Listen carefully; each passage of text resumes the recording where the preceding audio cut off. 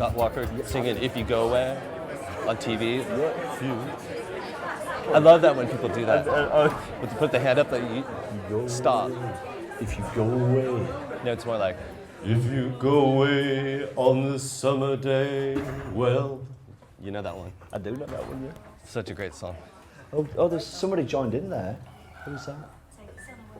Yeah. Go on, he was singing just then. I can't sing. Hello. Welcome to Chinwag. We've not done this for a few months, and when we were chatting about starting it again for the autumn, we really did wonder who would be a good guest, and so this evening I'm speechless. I'm delighted to welcome Anton Newcombe. Thank you, Chris. Thank all of you for coming.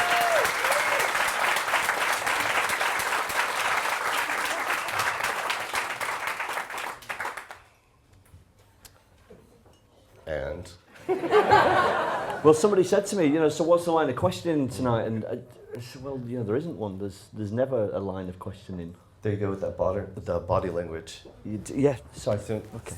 See, I noticed that about Dean when he gave his talk, that he was very closed, even though what he was giving, he was giving his experience and his wisdom of about trying to accomplish. He's got like so much to share and so many ideas, right? He's like. But he was so closed, like his body language was so closed. I think a lot of that was nerves with Dean. Dean doesn't typically get on stage like you do. And so this maybe comes more natural to you than it does to him. Well, you might find this interesting, but I'm not absolutely terrified of performing in front of people. And to me, that's not what I'm there to do.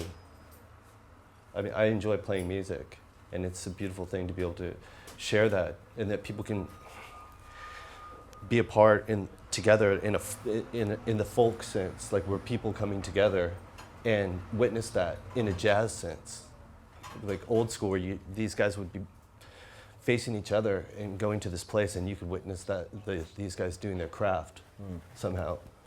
Do you know what I mean? Yeah, that's right. Yeah. In the sense that if you were taking a tour of like some cheesemakers or something, they're not going to let you interfere with it, or, But there's something to be said for these people like James Brown, or these consummate entertainers, even if you don't like their music, or something like Justin Timberlake or whatever it is, But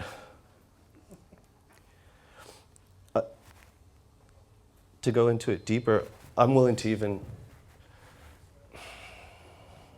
forego my fears just to do what I want to do, in spite of that. And it has nothing to do with anything else, So I like to play music. Mm-hmm. What is it that drives you to do what you do, play music? And it's not necessarily music. It could be anything. It's baking cupcakes. Yeah, it could be anything. The reason why I love to cook is because it's a science and art simultaneously, and music has a form of mathematics involved, that like a higher truth, this kind of harmony that speaks to me, that I identify with, and I identified it in like Bach when I was a little kid, over other composers, that my mom would listen to. It's just like, oh, this guy understands these rules, and it always follows this thing, and I know which things I like about it. And that's exactly why I hate Frank Zappa. Or something, because he's like all about breaking those rules in this scientific way. He's like, I know so much about music, I'm gonna just destroy it, But we were talking earlier, but we were talking about childhood and yeah, what formed part of your creativity was turning against. Well, let's go back to the arts for 1 second, then remind me exactly what you said. I'll forget. There's this mystical magic machine in the arts where you can take these bad, there's no such thing as good and bad, but these negative, painful things, and you can express them any way you want. You don't have to spell it out like lipstick and hairspray like The Cure or something and go, oh, this is so depressing or something like that, right? But you could just have that energy. And then you leave it open for people to interpret. And it's this magic machine that can completely walk away from it. So if you're not like, okay, I'm Tori Amos, fuck you, you know, now I've found self-respect since you've walked over me. Screw that for a minute and you just take this energy that you have and you make something and then other people can make something out of that. It's an amazing thing. And so that, I identify with that. And I identify it in other artists, you know. Like I know my favorite sculptors, and I know it gets deeper than that, you know. I know that how that leads into insanity and how that expresses itself in the arts, but on a superficial level.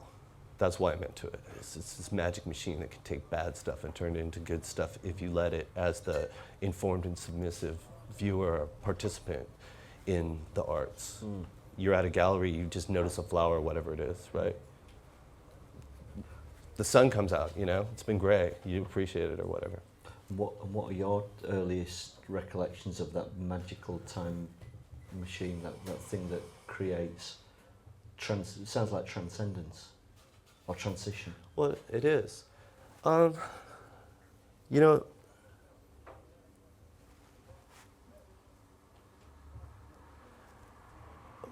what sucked me in was just my own imagination. So it wasn't external. It's just my own killing the time. My mom was into the arts. She wove and she had a potter's wheel and kiln and photography and all that stuff. So I was always sculpting and I really loved the human form, sculpting stuff and playing with clay. So that kind of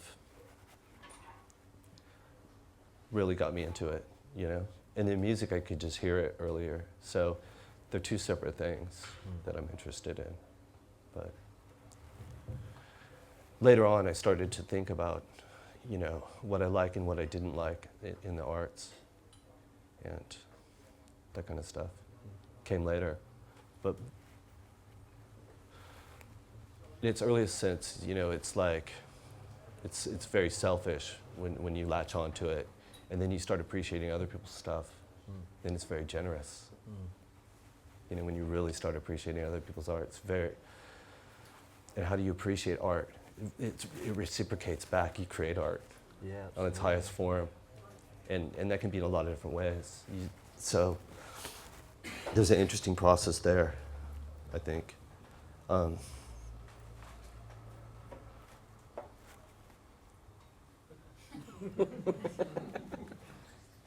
I mean, I don't want to give away all the secrets of the trade. You'll all go out and put me out of business, right? Something. So what is it that continues to drive you to? What's the creative thing inside of you? Well, I'm really interested in conceptual art, and because I've chosen that path, and I have to qualify that statement, I'm into the thing that attracts my attention, however it comes to my attention, and totally captures my attention to make me want to interact with it. But then I want to only get to the point where I can break free. I don't want it to obsess me. So it never becomes an albatross in the way that, like, the Stone Roses, they created this record, and it's done to such a degree that they can never do anything better. And it's just stuck there. And I'm more interested than, like, if they would have just walked out and recorded those songs and everybody would have went, what a fucking great bunch of songs. And then they could have just walked out and done some more. Well, here's some more, and we recorded them better. And right there, it would have been absolutely amazing. But why get a better producer? And it's like,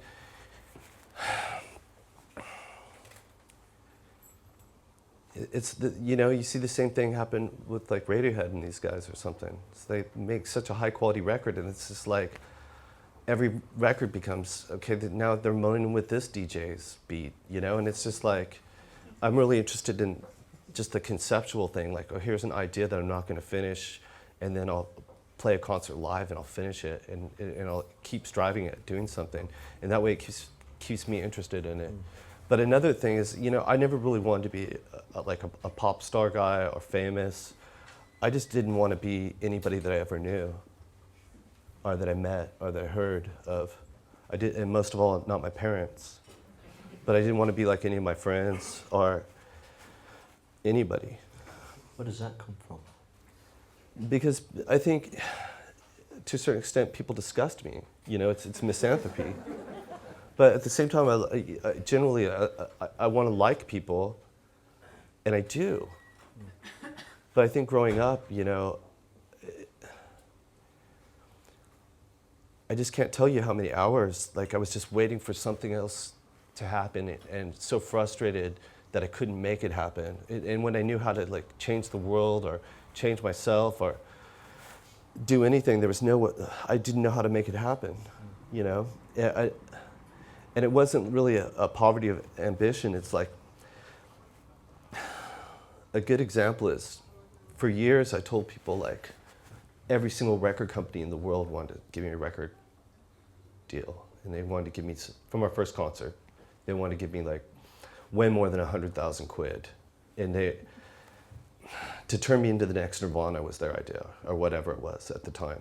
And I was like, no. I don't want to be those guys. Post-punk, I was already that as a teenager. Fuck those guys. I said, give me a recording studio and I'll make freaky records, and lots of them, and I'll just do my thing. Anton, we need you to focus on one thing, what you do. And I'm like, I've been focusing on one thing, it's the universe, and I got a good handle on where I'm going in it. And so none of those connected. So, you know, Warner Brothers and Sony and all these guys would go, well, you're a fucking nut job. But at one point, consequently, I never got the studio in that way. But at one point, I turned around and I said, I am the producer. And they just gave me the money. So, as much as I wanted. So, in one sentence, see what I'm saying? It's like that was the deal breaker right there. I am the producer. It's my responsibility to have the product, period. Doesn't matter how it's done. So the buck stopped there.